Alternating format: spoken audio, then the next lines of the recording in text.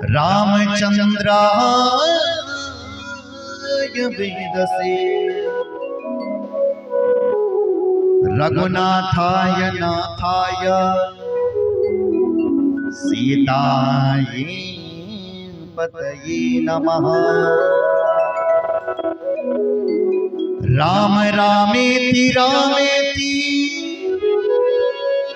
रमे रामे मनोरमे सहस्रनाम तत्तुल्यं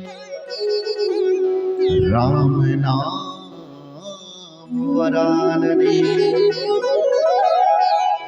राम नाम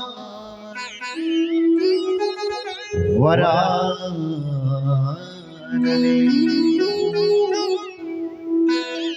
परम मंगल में श्री राम स्वरूप श्री राम जी की वांगमयी प्रतिमूर्ति श्री राम कथा श्री रामचरितमानस की ये पावन कथा आज नागेश्वर महादेव की दिव्य पावन प्रांगण में दिव्य श्री चरणों में आज हम सब भक्तों को श्री राम कथा सुलभ हुई। और ये राम कथा लिखने वाले भी भगवान शंकर है। रचि महेश निज मानस राखा। रचि महेश राम कथा जो लिखी है वो भगवान शंकर ने लिखी है। और शंकर की लिखी हुई कथा आज हम सबको ये सौभाग्य मिला है कि आज शंकर जी को ही उनकी कथा सुनाने का मौका मिला है। तो आप सभी भक्त जनों का बहुत बहुत स्वागत, अभिनंदन, तालियां बजाइए। मैं मंदिर समिति का बहुत बहुत धन्यवाद करना चाहता हूं। धन्यवाद दीजिए, ताली बजाइए, जिन्होंने इस पवित्र पावन महीने में मासों में सर्वोत्तम मास है माघ मास। और इस माघ मास में उन्होंने इस कथा करवाने की अनुमति दी कि हम सहयोग करेंगे, आप कथा करो। तो मैं समिति का बहुत बहुत अभिनंदन और धन्यवाद करता हूं। यहाँ की क्षेत्र की जनताओं का भी, क्षेत्र के भक्तों का भी अभिवादन और धन्यवाद करता हूं। उनके लिए जोरदार तालियां। जिनके मन में ये पहला विचार जगा कि मां के इस गुप्त नवरात्रों में और परम पवित्र माघ महीने में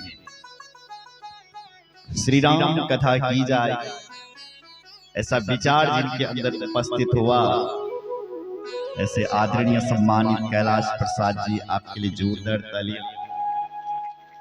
जिन्होंने ये भूमिका बनाई कि यहाँ पर राम कथा का संगम, भक्ति ज्ञान वैराग्य त्रिवेणी संगम रूपी जो राम कथा है, जीवन वाला में इसका उदय होना चाहिए, ऐसा विचार जिनके अंदर उपस्थित हुआ, ऐसा आपका जोरदार तालियों से अभिनंदन।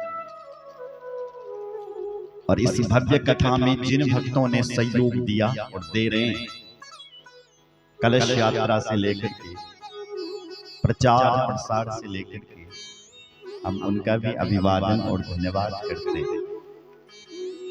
हमारी इस पावन दिव्य कथा में अपना संगीत पर सहयोग देने के लिए पहुंचे हैं उत्तराखंड के सुप्रसिद्ध संगीताचार्य सम्मान श्री कृष्ण प्रसाद नौटियाल जी, आपके लिए जोरदार तालियां।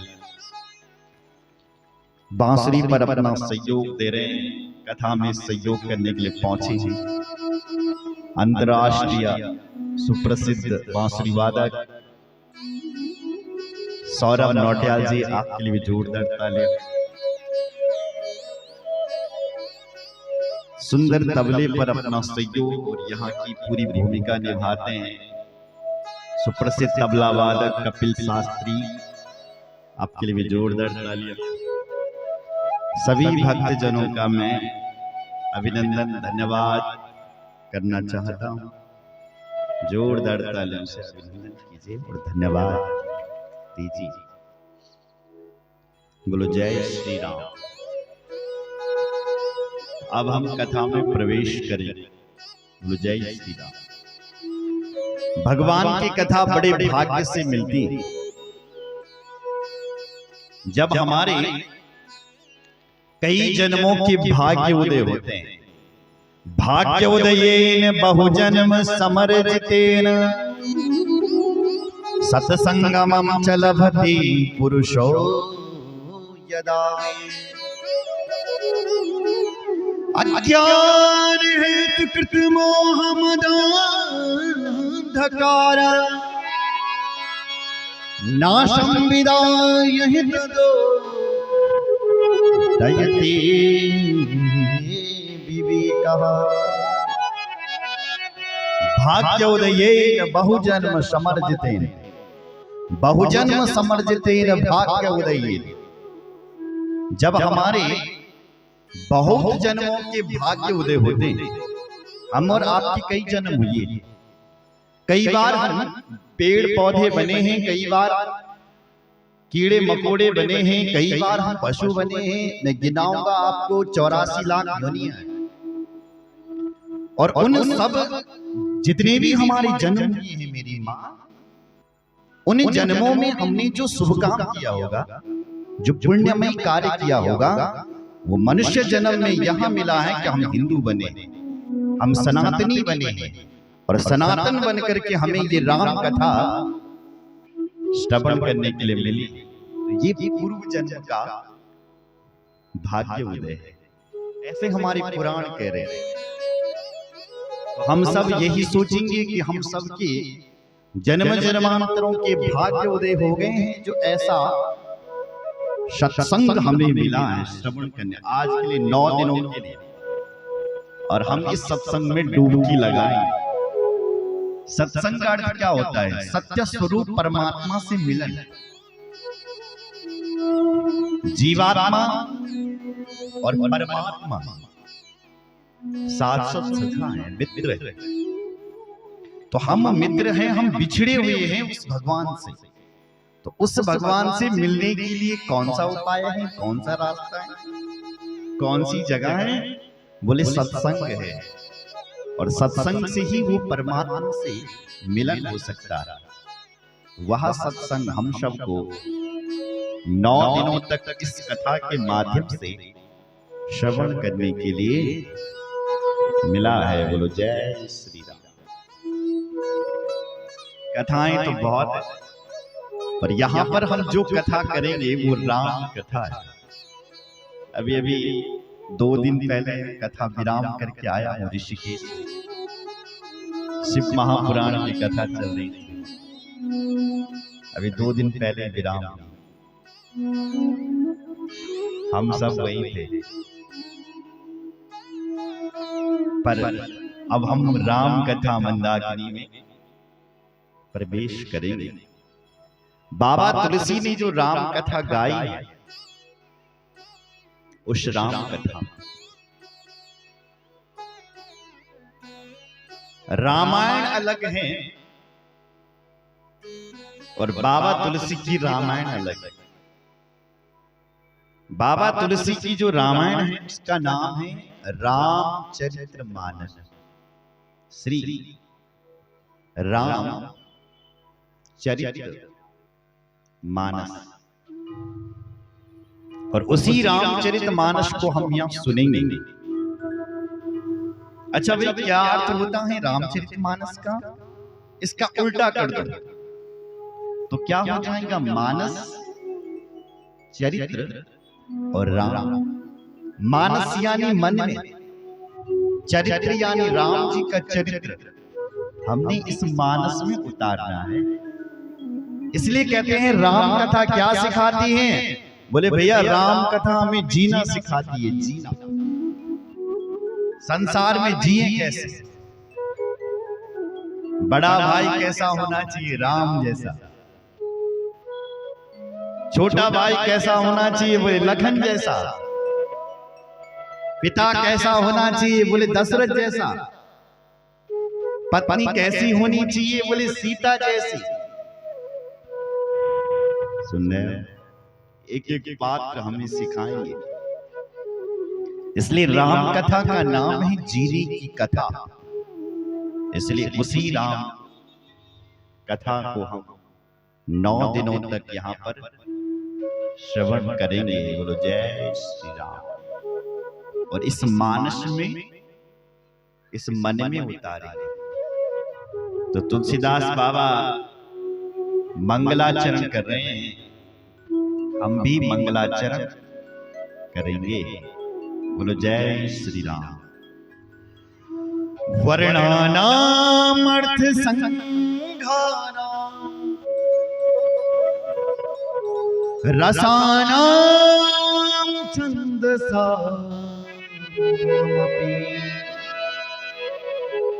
मंगलानाम च कर्तारु वंदे वाणी विनायको।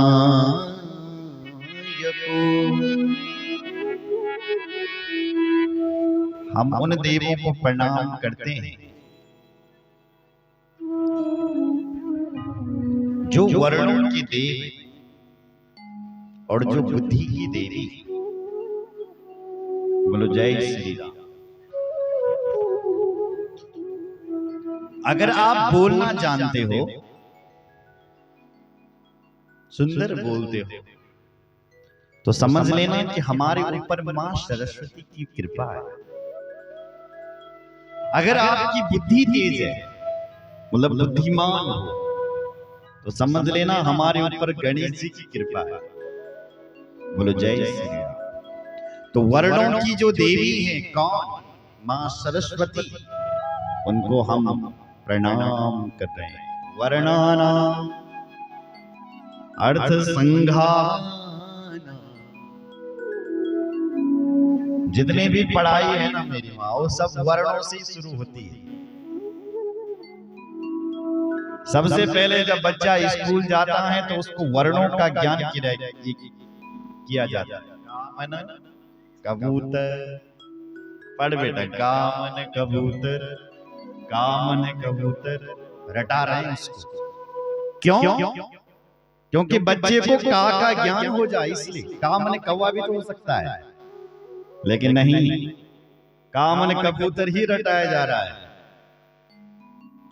ताकि उसको का का ज्ञान ढंग से हो जाए। और जब वर्णों का ज्ञान हो गया तो सारी पढ़ाई PhD तक वर्णों से ही चलती है। फिर आगे का बोलो जय श्री राम। तो वर्णों की जो देवी मां सरस्वती हैं, उसको हम प्रणाम करते हैं। बुद्धि के जो देव गणपति हैं, उनको भी हम प्रणाम करते हैं। बोल गणपति भगवान की जय। और गणेश जी महाराज कौन है? जो देवताओं में बड़े। कितने बड़े हैं गणेश जी? दुनिया उनकी पूजा करती है। सारे देवता, सारे शिव जी के गण सब गणेश को प्रणाम करते हैं। तो गणेश जी कहता मैं इतना बड़ा हूं कि सब मुझे प्रणाम करते हैं।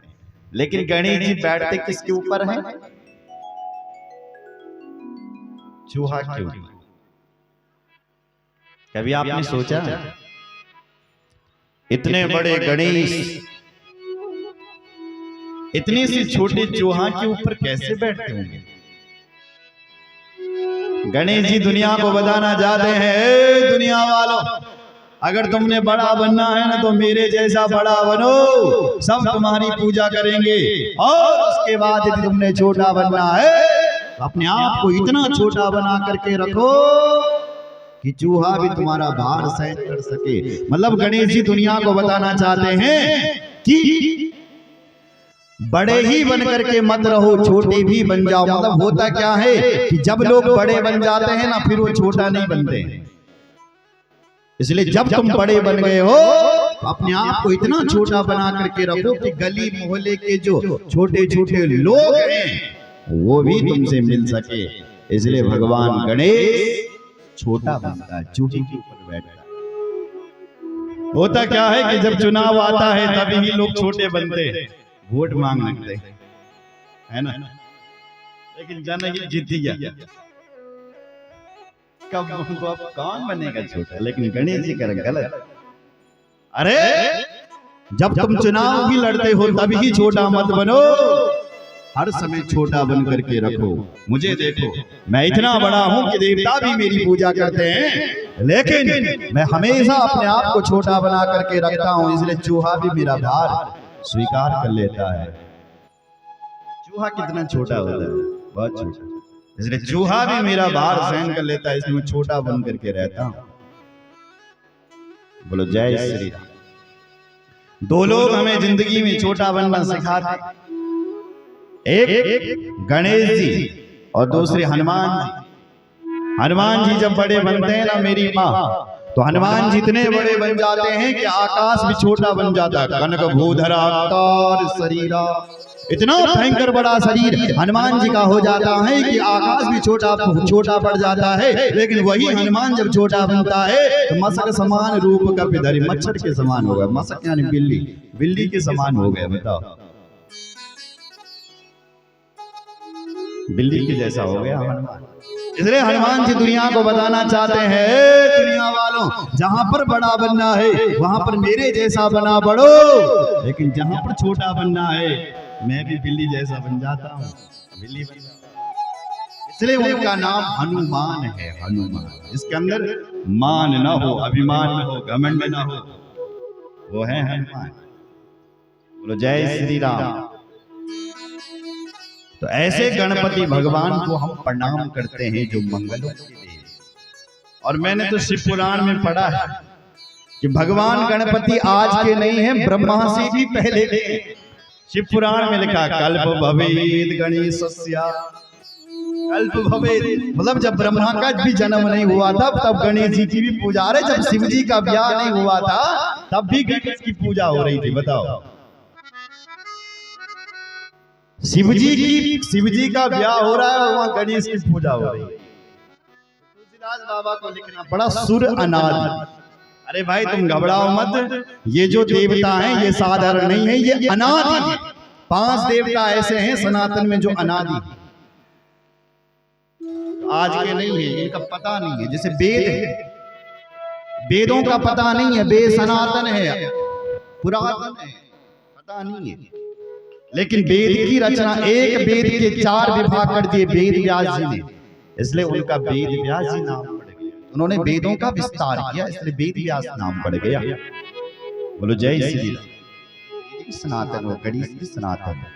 5 देवता पुरातन अनादि, एक नारायण, दूसरे शिव, तीसरे मां भगवती दुर्गा, चौथे गणेश जी और 5 सूर्य देव। ये 5 देव ऐसे हैं पुराणों में जो सनातन आदि। बोलो जय श्री राम। इसलिए गणेश जी की सर्वत्र पूजा होती है, इसलिए ऐसे गणेश जी को हम प्रणाम करते हैं। बोलो गणेश भगवान की जय। जिस गणेश जी की सूंड बहुत लंबी है, सूंड देखिए आपने गणेश कितनी लंबी है, बहुत लंबी। गणेश जी दुनिया को बताना चाहते हैं, ए दुनिया वालों अपनी सूंड लंबी कर दो, मतलब प्रतिष्ठा लंबी बना दो, तब तुम जगत में पूज्य होगे। और प्रतिष्ठा कैसी बड़ी बनेगी, जब तुम दुनिया में अच्छे अच्छे काम करोगे तो स्वयं प्रतिष्ठित हो जाओगे। जब कोई बुरा काम करता है तो वो नीचे गिर जाता है, लेकिन जब कोई अच्छा काम आगे करता है ना तो वो प्रतिष्ठित हो जाता है, आगे बढ़ जाता है। प्रतिष्ठा तब बढ़ती है जब कोई सही काम करता है, कोई सनातन के लिए, जब कोई धर्म के लिए काम करता है तो उसकी प्रतिष्ठा स्वयं बढ़ जाती है। इसलिए अच्छे अच्छे काम करिए।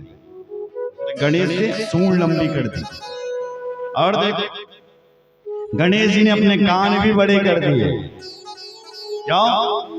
गणेश जी दुनिया को बताना चाहते हैं कि जो बड़ा बनता है उसको दुनिया वाले सुनाते भी बहुत हैं, इसलिए भाई बहन, बड़ा वही होता है जो सबकी सुनता है। इसलिए कान ही बड़े कर दो। गणेश ने कान बड़े कर दिए ताकि तुम सबको सुनो। और देखो, गणेश जी ने अपना पेट भी बड़ा कर दिया। बोले क्यों कर दिया? बोले इसलिए कर दिया, जब बड़ा बनता है ना, जो उसको सुननी पड़ती है सबकी। इसलिए जब सबकी सुनेगा तो फिर सबकी बातों को पचाना पड़ेगा। तो पचाने के लिए पेट बड़ा चाहिए, इसलिए गणेश जी पेट बड़ा। कई पेट हम पचब नहीं, तुम देखो यानी तैन सुनी तन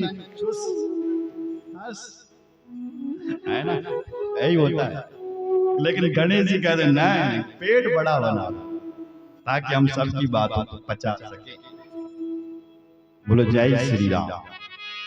और देखो, गणेश जी के 4 हाथ हैं और एक हाथ पर लड्डू है। लड्डू मतलब गणेश जी दुनिया को बताना चाहते हैं, भैया यदि तू बड़ा बन गया है तो अपने हाथ पर लड्डू रख ले। लड्डू मतलब देना। बड़ा वही होता है जो देते रहता है। इसलिए पहले हाथ पर लड्डू रखिए ताकि तुम देते रहे। उससे बड़ा वही होता है जो देते रहता है। दूसरे हाथ पर गणेश जी के शास्त्र हैं। गणेश जी दुनिया में कहना चाहते हैं, दुनिया वालों, शास्त्र के हिसाब से चलो, तुम बड़े बन जाओगे। और यदि तुम शास्त्र के हिसाब से नहीं चलोगे, गर्त में चलो जाओ, कहां के बड़े। शास्त्रों में जो आज्ञा होती है वो भगवान की आज्ञा होती है, इसलिए उस आज्ञा के अनुसार चलना है। क्योंकि हम सब भगवान के पुत्र हैं, ऐसा पुराणों में मैंने पढ़ा है। अमृतस्य पुत्राः, हम सब भगवान के पुत्र हैं और भगवान का जो धाम है वो भी हमारा है। इधर देखो, भगवान, तुम मरने के बाद कहां जाओगे? स्वर्ग। तो भगवान का जो स्वर्ग है, वैकुंठ है, वो हमारा है कि नहीं? बोलो जय श्री राम। समझ में नहीं आया? देखो, हम सब भगवान के पुत्र हैं। एक मिनट के लिए सोचो, तो भगवान का जो घर होगा वो हमारा होगा कि नहीं होगा? आपके बेटे के आपका जो बेटा होगा, आपकी संपत्ति उसकी होगी कि नहीं होगी? तो बेटा एक काम करे, तुम्हारा कहना एक न माने और संपत्ति के लिए सिर पट गए, पिताजी तुम मैंने पड़ा, हिस्सा देना पड़ेगा, हिस्सा देना पड़ेगा, हिस्सा देना पड़ेगा, और पिताजी का कहना एक न मानेगा, क्या फिर चल जाएगा? नहीं। अरे बेटे, तुझे ये प्रपंच करने की आवश्यकता नहीं है कि मुझे हिस्सा दे, नहीं। अरे जन्म होते ही तेरे नाम बेटे की संपत्ति हो जाएगी, पर तेरा काम है कि पिता के अनुसार, माँ के अनुसार तुझे चलना है। तेरे नाम सारी संपत्ति हो जाएगी जन्म होते। उसी प्रकार अमृतस्य पुत्र, हम उस भगवान के संतान है। जब उस भगवान के संतान है, उस भगवान का धाम भी हमारा है। लेकिन आज्ञा ये है कि हमने उस भगवान के अनुसार चलना है। उस भगवान की जो शास्त्र है, शास्त्र मतलब बोली, तो जो उसने हमें आदेश दिया हमने उसके अनुसार चलना है। सब संपत्ति पिताजी के बेटे के नाम हो जाती है। बोलो जय श्री राम। इसलिए गणेश ने एक हाथ पर शास्त्र रखे, एक हाथ पर गणेश जी के फरसा है। फरसा ये क्यों रखा है? गणेश जी कहना चाहते हैं, आपके जीवन में जो गलत विचार आए उनको काटो, फरसे से काटो, इसलिए फरसा रखा है। और एक हाथ पे गणेश जी ने रस्सा भी रखा है। क्यों? बोले मर्यादा की रस्सी में रहो।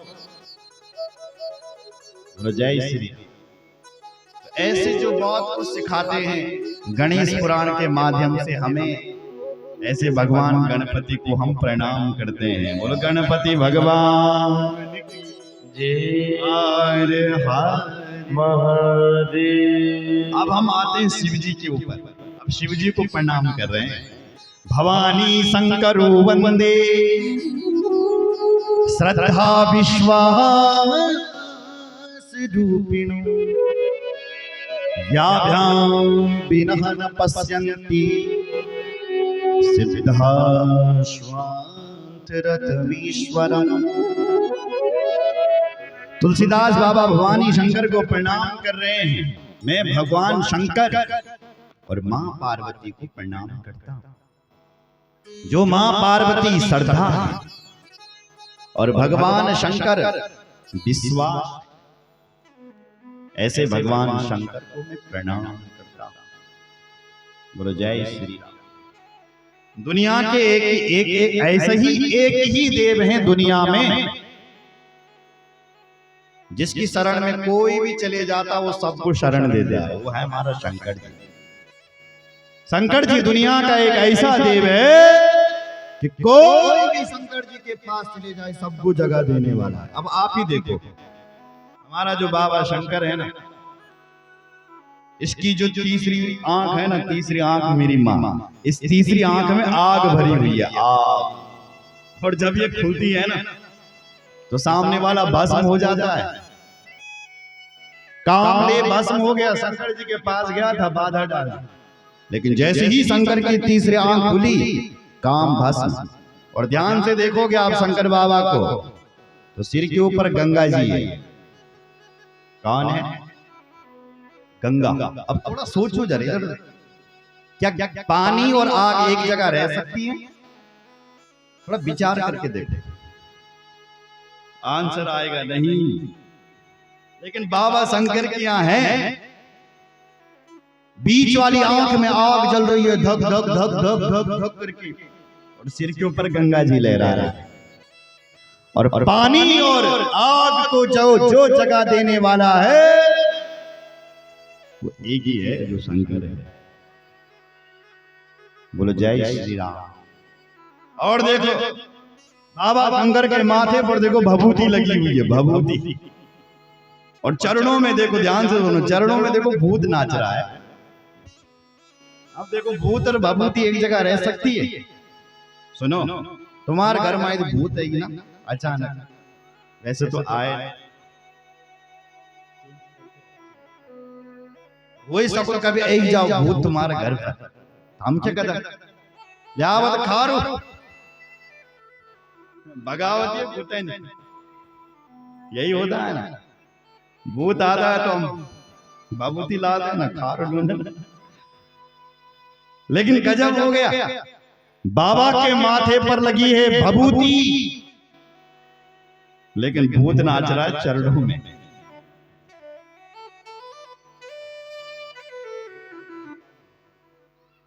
बोलो जय श्री राम। तो भूत और भभूति को जिसने जगह दी, ऐसे हैं हमारे बाबा शंकर। बोलो शंकर भगवान की हर महादेव। भवानी शंकर वंदे, श्रद्धा विश्वास रूपिणो। ऐसे ही हमारे महादेव हैं। और भी देखोगे आप तो गले में देखो जहर है, जहर जहर, क्योंकि उन्होंने कालकूट विष पी लिया था, विष, इसलिए बाबा शंकर नीलकंठ हो गए। आगे आप कथा सुनेंगे।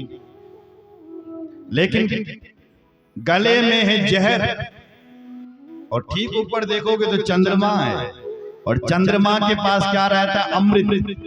अब आप बता सकते हैं अमृत और जहर एक जगह रह सकता है? नहीं। लेकिन नागेश्वर बाबा शंकर इतना दयालु है, जिसने अमृत और जहर दोनों को जगह दे रही है। बोलो जय श्री राम।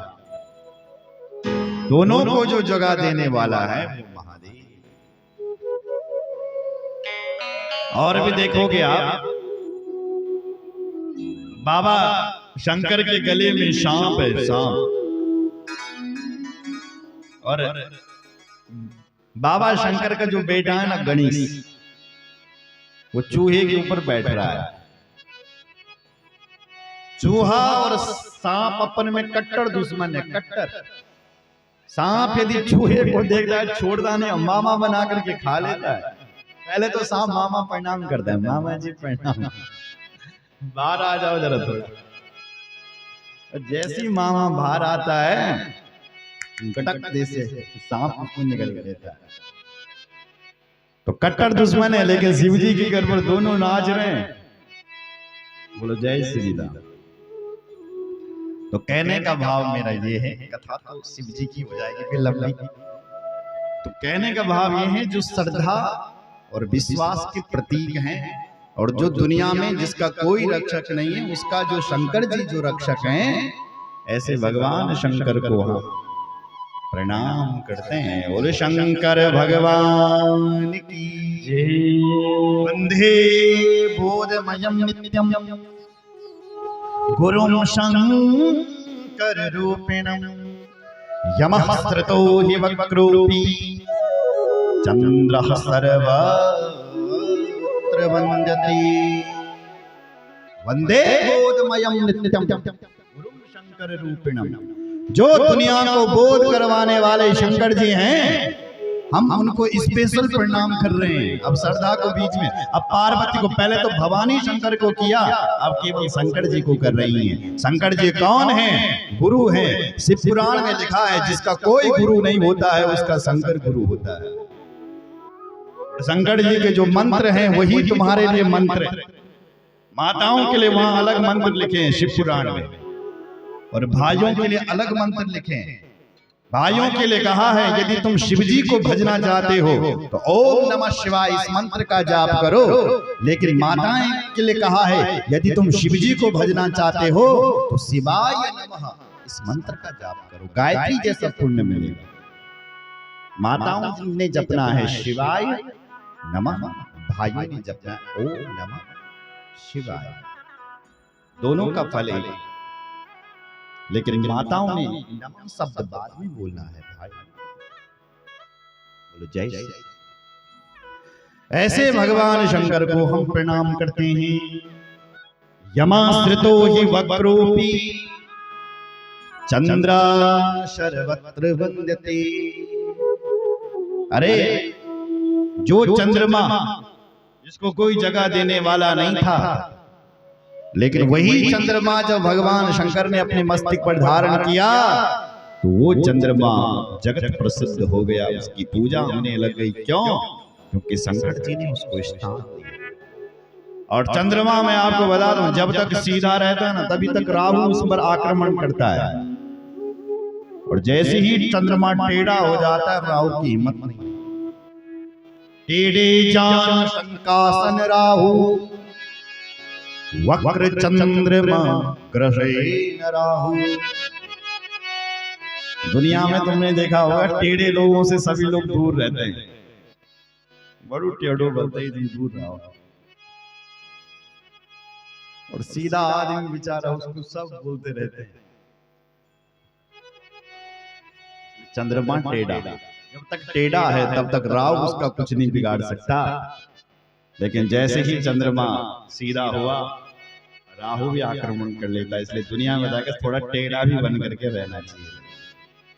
सुन रहे, सीधे रहोगे तो मारे जाओगे। सीधे वृक्ष जल्दी कटते हैं, जो टेढ़े होते हैं उनको लोग छोड़ देते। बोलो जय श्री राम। तो ऐसे बाबा शंकर को हम प्रणाम करते हैं, जिन्होंने चंद्रमा को भी जगह दी। बोल शंकर भगवान की जय। हर हर महादेव। अब श्री तुलसीदास बाबा हनुमान जी को प्रणाम कर रहे हैं और वाल्मीकि जी को प्रणाम कर रहे हैं। सीताराम गुणग्राम पुण्यारण्य विहारिणो वंदे विशुद्धि विज्ञानो कवीश्वर कपीश्वरो। सीताराम गुणग्राम पुण्यारण्य बिहारिणो। क्या प्यारे श्लोक है। सीताराम जी के चरित्र में सीताराम का चरित्र क्या है? बोले अरण्य है, जंगल है, और इस जंगल में जिसने जाने का प्रवेश किया है, ऐसे जो हमारे कपीश्वर है, कपीश्वर यानी वाल्मीकि जी, और कपीश्वर यानी हनुमान जी, क्योंकि इन दोनों ने ही राम कथा लिखी है। मैं आपको बता दूं कि वाल्मीकि जी ने तो राम कथा लिखी है, सब जानते हैं कि रामायण लिखी उन्होंने, लेकिन एक कथा हनुमान जी ने भी लिखी है। कहां लिखी है, कैसी लिखी है? बोले हनुमान जी ने अपने नखत द्वारा, नाखूनों द्वारा पाषाण पर रामचरित्र लिखा था। पाषाण यानी पत्थरों के ऊपर, जंगल में रामचरित्र लिख लिया पत्थरों के ऊपर। लेकिन वो चरित्र उन्होंने जब पढ़ा तो आनंद आया, उनको लगा भाई इस पे मोहर लगनी चाहिए मेरे राम कथा पर, इन पत्थरों पर। तो कहां ले जाया जाए? बोले कपीश्वर के पास ले जाया। कपीश्वर कौन? वाल्मीकि जी। वाल्मीकि जी के लिए हनुमान जी ने कहा, अरे भाई वाल्मीकि जी प्रणाम, तुमने भी राम कथा लिखी और मैंने भी लिखी है। बोले किस पर? बोले इन पत्थरों पर। देखा वाल्मीकि जी ने पढ़ा, और पढ़ा तो हनुमान जी ने इतनी प्यारी राम कथा लिखी थी कि वाल्मीकि जी की राम कथा फीकी पड़ रही थी उसके सामने, फीकी। हनुमान जी साक्षात शिव जी हैं, साक्षात शिव हैं हनुमान, ऐसे हनुमान शिव पुराण में लिखा। तो वाल्मीकि जी की राम कथा फीकी। वाल्मीकि जी ने जब पढ़ा, हो यदि ये हनुमान जी की कथा यदि जगत में चल गई, लोगों ने पढ़ ली, तो मेरी कथा को कोई पूछने वाला नहीं। वाल्मीकि जी सोच रहा है, हनुमान जी के पास गया, प्रणाम किया, हनुमान जी से बोला बहुत अच्छी कथा लिखी है, लेकिन वरदान लेना चाहता हूं एक अभी। हनुमान जी बोले मेरी कथा पढ़ करके वरदान? बोले हाँ महाराज वरदान दो। क्या मांगो? बोले एक ही वरदान दो कि आपने जो राम कथा लिखी है इसको तुम समुद्र में जाकर के डुबा दो। क्यों? बोले तुम्हारी राम कथा यदि जगत में रह गई तो मेरी राम कथा को कोई पूछेगा नहीं, इसलिए हनुमान जी आप इसको समुद्र में डुबा दो। हनुमान जी ने कहा ठीक है तथास्तु। उठाए वो पत्थर और समुद्र में डाल दिए। तब से कोई हनुमान जी से द्वारा लिखी गई राम कथा को कोई जानता नहीं तो वाल्मीकि जी की ये राम कथा फीकी पड़ जाती, और तब से वाल्मीकि जी की राम कथा का प्रचलन होने लगा। तो ऐसे जो कपीश्वर हैं और कपीश्वर हैं जिन्होंने राम कथा लिखी है, ऐसे उन दोनों कवियों को हम प्रणाम करते हैं। बोले शंकर भगवान की हर हर महादेव। अब श्री तुलसीदास बाबा मां सीता को प्रणाम कर रहे हैं। उद्भव स्थिति संहार कारिणी क्लेशहारिणी सर्वं श्रेयस्करीं सीता नतो हम राम वल्लभा नतो हम राम वल्लभा। हम सीता जी को प्रणाम कर रहे हैं। जो सीता जी कौन है? उद्भव स्थिति संहारा कारिणी क्लेशहारिणी, जो इस संसार की उत्पत्ति करती है, संसार का पालन करती हैं और संसार का ही संहार करती है। ऐसी जो मां सीता उसको प्रणाम कर। राम जी को प्रणाम नहीं किया, अरे राम जी की शक्ति को प्रणाम किया। शक्तिमान तब काम करता है जब उसके साथ शक्ति होती है। तो राम है शक्तिमान, और शक्ति पहले चाहिए तभी तो शक्तिमान काम करेगा। देखो आप शक्ति, हम में जो भी भरा हुआ है वो शक्ति है। इस हाथ में शक्ति है तभी हाथ काम कर रहा है। यदि इसमें शक्ति नहीं होती तो हाथ काम नहीं करता। तो ये जो शक्ति है वही मां जगदम्बा, वही मां सीता है। वाणी में बोलने की शक्ति है, पैरों में चलने की शक्ति, जो भी प्रकृति में दिखाई दे रहा है वो सब शक्ति है। तो ऐसी मां शक्ति को हम प्रणाम करते हैं। जिन मां का नाम लेने से क्लेश दूर भाग जाता है। देवी भागवत में लिखा हुआ है कि यदि किसी के घर में क्लेश है तो वो पूर्व जन्म में देवी मां का भक्त नहीं रहा होगा। यदि कोई इस जन्म में निर्धन है तो वो पूर्व जन्म में देवी मां का भक्त नहीं रहा होगा। इसलिए जिस पर देवी की कृपा है क्लेश उससे दूर रहता है। जिस पर देवी की कृपा है धन उसके घर में धन धन के भंडार भरे रहते हैं। जो देवी का नाम निरंतर लेते रहता है कारिणी क्लेश हारिणी, सारा क्लेश दूर। ऐसी मां परतो हम राम वल्लभा, जो राम जी की शक्ति बनी है वो मां दुर्गा शक्ति। ऐसी मां भगवती को हम प्रणाम करते हैं। बोले जगदम्बा मैया की जय। आपको मैं बता दूं, देवी भागवत आपने सुना होगा। राम जी ने नवरात्रों का पाठ किया, नारायण जी ने अंबा यज्ञ किया, नारायण भगवान ने अंबा यज्ञ, और देवी पूजन और कन्या पूजन। माता जी को तीन चीजें बहुत प्रिय है माता रानी को। पहला पाठ, दूसरा यज्ञ, तीसरा कन्या पूजन। तो नारायण भगवान ने जब अंबा यज्ञ किया था तो उस समय मां भगवती प्रकट हुई थी।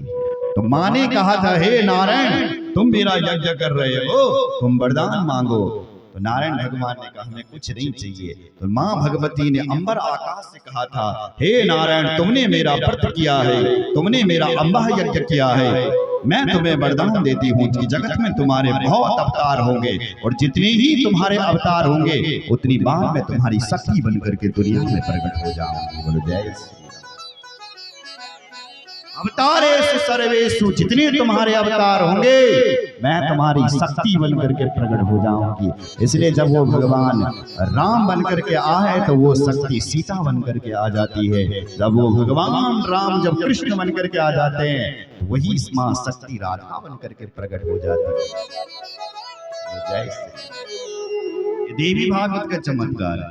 इसलिए राम जी के साथ जो शक्ति अवतरित हुई है सीता जी, वो कोई साधारण नहीं है, वो मां शक्ति है। और ऐसी शक्ति को हम प्रणाम करते हैं। तुलसीदास प्रणाम कर रहा है।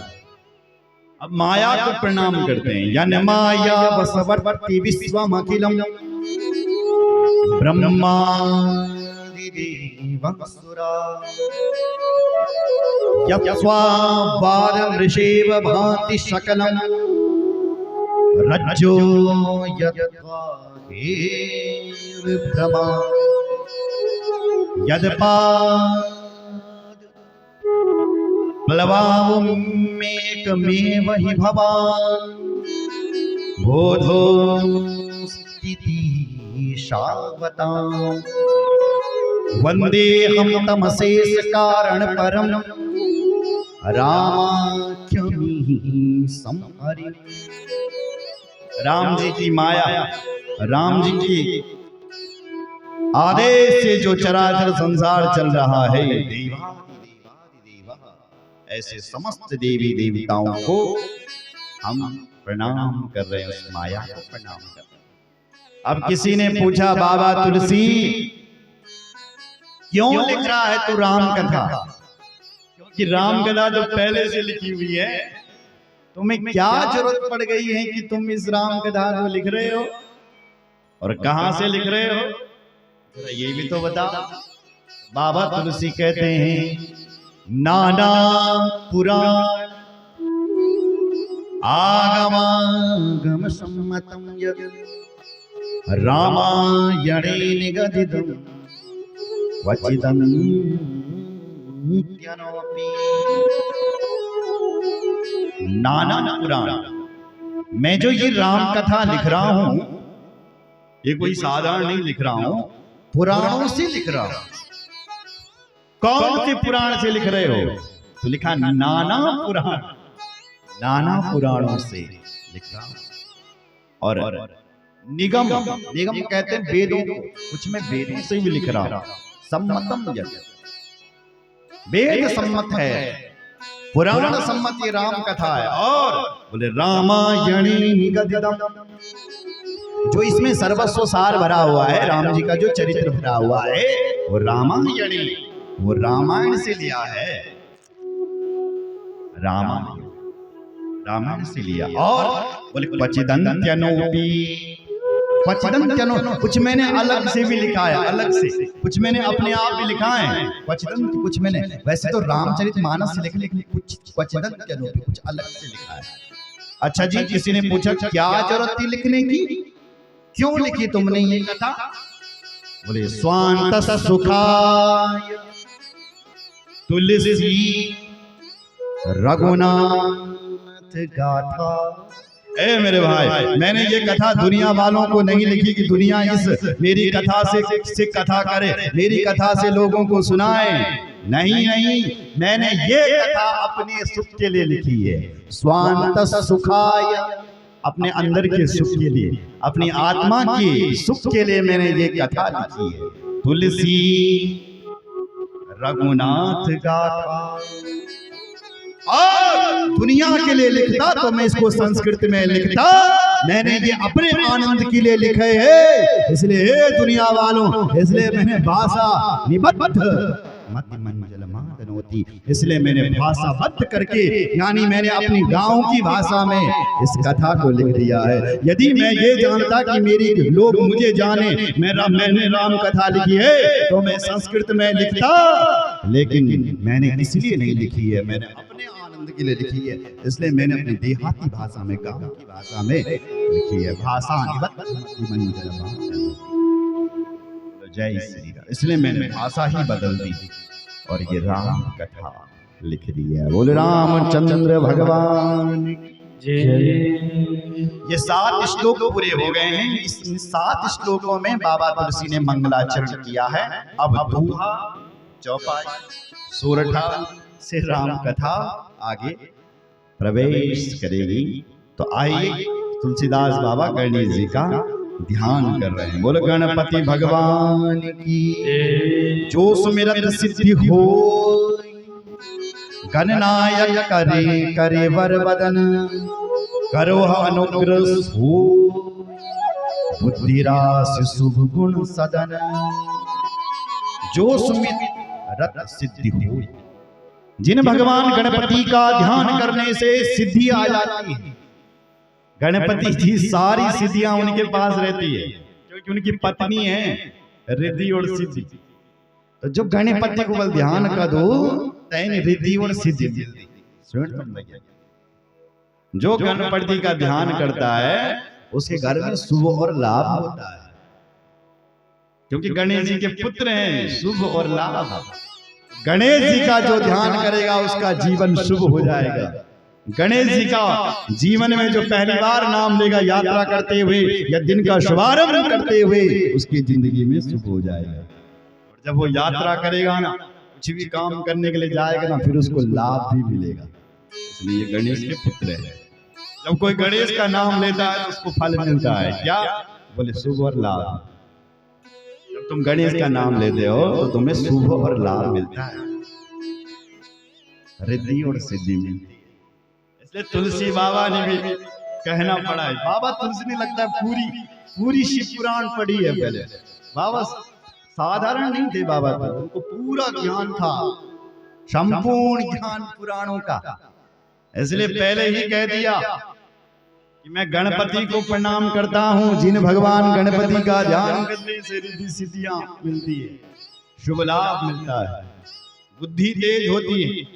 तुम्हारे बच्चों की भी बुद्धि तेज हो जाएगी। प्रणम्य शिरसा देवं गौरी पुत्रम विनायकम, भक्तावास स्मरे नित्यम आयुष्कामार्थ सिद्धये, अर्थम वक्रतुंडम च एकदंतम द्वितीयकम, तृतीयं कृष्णपिङ्गलाक्षं गजवक्त्रं चतुर्थकं लम्बोदरं पञ्चमं च षष्ठं मृगमेव च सप्तमं विघ्नराजेन्द्रं धूर्वर्णं तथाष्टकं नवमं भालचलं द्वादशमं तु विनायकम् एकादशं गणपतिं द्वादशं तु ज्ञान द्वादशैतानि नामानि प्रसन्नं पठेन रान च विघ्नभयभृतस्य सर्वसिद्धिकरं पर विद्यार्थी लभते विद्यां धनार्थी लभते धनं पुत्रार्थी लभते पुत्रान् मोक्षार्थी लभते गतिं जपेत गणपतिं स्तोत्रं षड्भिर्मासेर फलं लभे। 6 महीने के अंदर उसको फल मिल जाता है जो गणेश स्तोत्र का पाठ करता है। जिनके विद्यार्थी बच्चे पढ़ाई में कमजोर हैं उनके तेज हो जाते हैं, जिनका काम नहीं बनता उनका काम चलने लग जाता है, जिनकी दुकान नहीं चलती उसकी दुकान चलनी शुरू हो जाती है, जो बीमार रहता है वो स्वस्थ हो जाता है जो गणपति के 12 नामों को लेता है। इसलिए नित्य गणपति का नाम। आइए गणपति जी का ध्यान करते हैं, उसके बाद आगे कथा में प्रस्थान करेंगे। बोल गणपति भगवान की जय। हर हर महादेव।